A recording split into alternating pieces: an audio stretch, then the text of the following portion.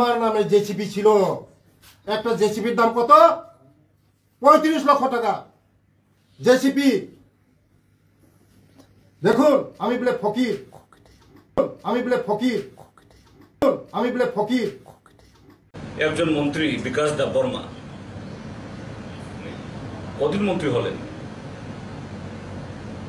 তিনি তার বিরুদ্ধে উত্থাপিত অভিযোগের জবাব তো দিতে পারলেন না, উল্টা আপনারটাও আমি জানি, অর্থাৎ আমারটা যেমন আপনি জেনেছেন আপনারটাও জানি, তিনি স্বীকার করে নিচ্ছেন। আমি তো কন্ট্রাক্টর করতাম। কন্ট্রাক্টর করলে তো জিনিস লাগে, গাড়ি লাগে, জেসিপি লাগে। আমার নামে জেসিপি ছিল। একটা জেসিপির দাম কত? 35 লক্ষ টাকা জেসিপি। দেখুন আমি বলে ফকির। আমি সুদীপ বাবু এবং আমার এলপি সাহেব জিতেন বাবুকে আমি দেখাচ্ছি। জিতেন বাবু দেখুন, আমরা তো বলছেন, জিতেন বাবু বলছে আমার এই উৎসটা কি, আমি কিভাবে বাড়ি কিনছি, এই উৎসগুলো দেখুন। আমরা জেসিপি ছিল, জেসিপি 2015 সালে আমার নামে বিকাশ দেববর্মা, শ্রীরাম ফাইন্যান্স থেকে নিয়েছি জেসিপি। জেসিপি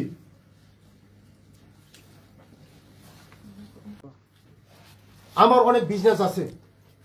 এই রাজনৈতিক জীবনে আসার আগে আমার বিজনেস অনেক আছে।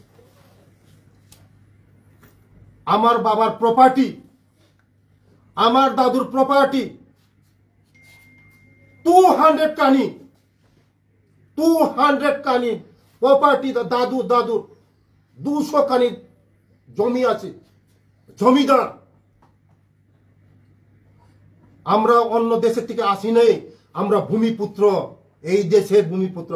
আমি জনজাতি, আমি তিপ্রাসা হওয়ার কি আমি করতে পারবো না? বিল্ডিং করতে পারবো না? হোটেল করতে পারবো না? দিল্লি ফ্ল্যাট কিনতে পারবো না? লেম্বু সরে বাড়ি করতে পারবো না? বড় বড় বাড়ি করতে পারবো না? বড় বড় ফ্ল্যাট করতে পারবো না? বিজনেস করতে পারবো না? আপনার কোথা থেকে এসেছেন? আপনার বিজনেস কি? আপনার তো আরো কোটি কোটি টাকা আছে।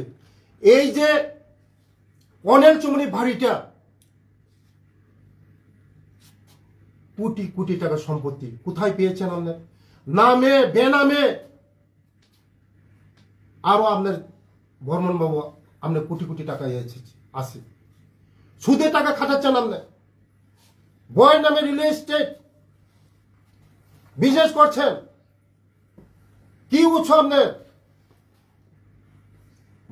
মানুষ প্রমাণ করবে এটা। আর আমরা যদি ভূমিপুত্ররা যদি অল্প করে আপনার চোখে লাগে, আমি তিপ্রাসা যদি করে আপনার চোখে লাগে নাকি? আমি কি ফকির? আমি তো রাজনৈতিক আসার আগে আমার কোটি কোটি টাকা বিজনেস আছে, টার্ন ওভার আছে, আমার বিজনেস আছে, সব আছে। একজন মন্ত্রী বিকাশ দেববর্মা কদিন মন্ত্রী হলেন, তিনি তার বিরুদ্ধে উত্থাপিত অভিযোগের জবাব তো দিতে পারলেন না, উল্টা আপনারটাও আমি জানি, অর্থাৎ আমারটা যেমন আপনি জেনেছেন আপনারটাও জানি, তিনি স্বীকার করে নিচ্ছেন। হাউ হি ডেয়ার সো, মানে কি ধরনের আস্পর্ধা! অর্থাৎ আমি চুরি করেছি, করব, এটা শুধু বিকাশ দেববর্মা না, একেবারে গোটা লাইন। এটা দুর্ভাগ্যের। গতকালও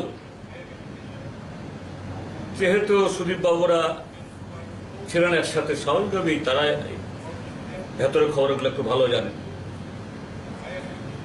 মুখ্যমন্ত্রী দপ্তর সম্পর্কে যেভাবে বলেছে, লক্ষ্য করেছেন আপনারা, রিজার্ভ বেঞ্চের বিজেপির 34 জন আর তাদের মিত্র দলের আরো 13 জন কেউ উঠে দাঁড়াননি, অর্থাৎ বলার কোনো সাহস নেই।